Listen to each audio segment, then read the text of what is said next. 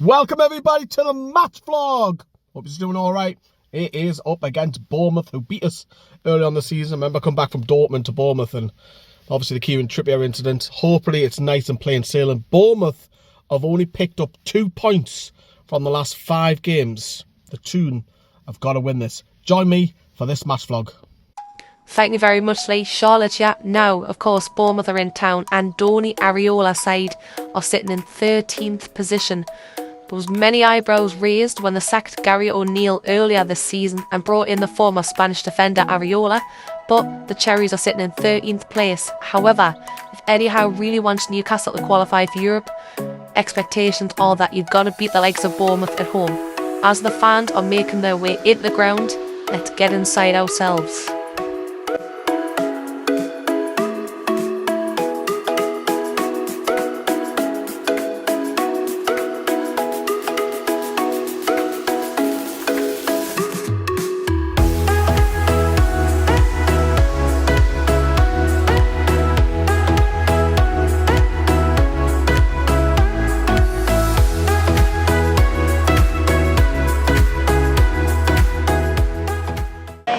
Let's take a look at the lineups that Newcastle have gone with today. Obviously, there is a change because we've had yet another injury to Callum Wilson, so he's not involved, but Anthony Gordon will play up top once more. And great to see Harvey Barnes. I'm a big fan of Harvey Barnes. He'll come in and looks like he'll be playing left wing, but apart from that, it looks like it's going to be the same side, except from the change of Harvey Barnes from last weekend's win against Nottingham Forest. Obviously, it's good to see Jacob Murphy on the bench.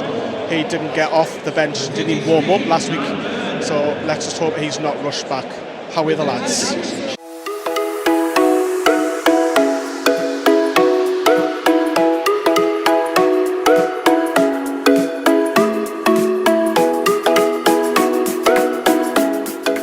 As you can see, Bournemouth have not brought many fans at all. They've only got 2 banks, but credit to those who have came all this way, because that is one hell of a journey.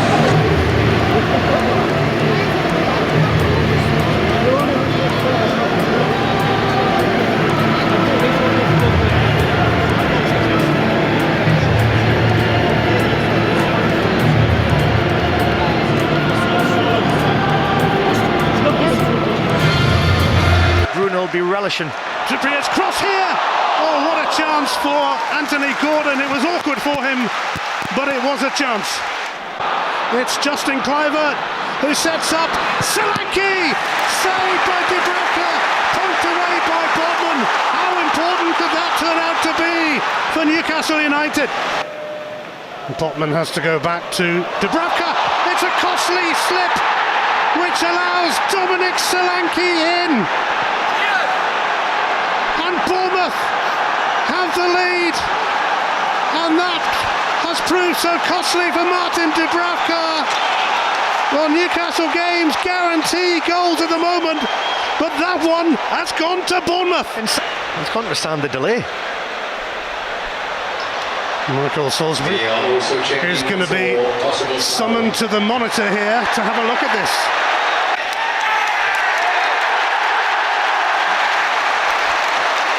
Oh well, a lengthy check,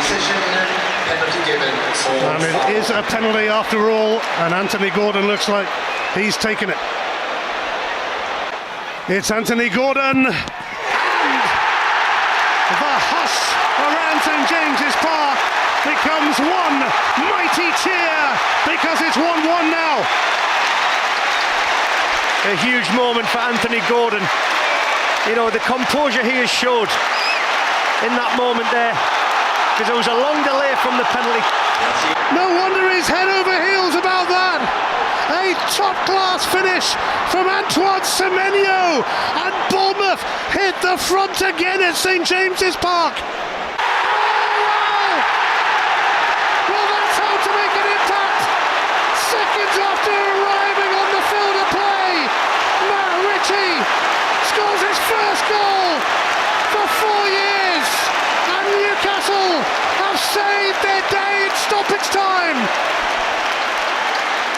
Well, talk about substitutions. Joe White played his part. It is all over, and it is 2-2. enthralling entertainment at St James's Park. But there was to be no winner. Newcastle twice came from behind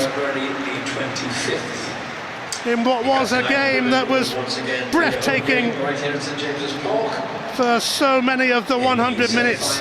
Matt Ritchie came off the bench and immediately grabbed an equaliser to make it 2-2. Only half the story of the afternoon. Goal that was excellent in its execution from Antoine Semenyo had put Bournemouth 2-1 up. A fabulous, fantastic finish. Anthony Gordon came to Newcastle's rescue with a penalty in the absence of Isak and Wilson, who normally take them. Newcastle have now scored their last 15 Premier League penalties. Dominic Solanke was gifted an opener by Dúbravka's slip, but so much happened from then on in a game that did quite simply take our breath away.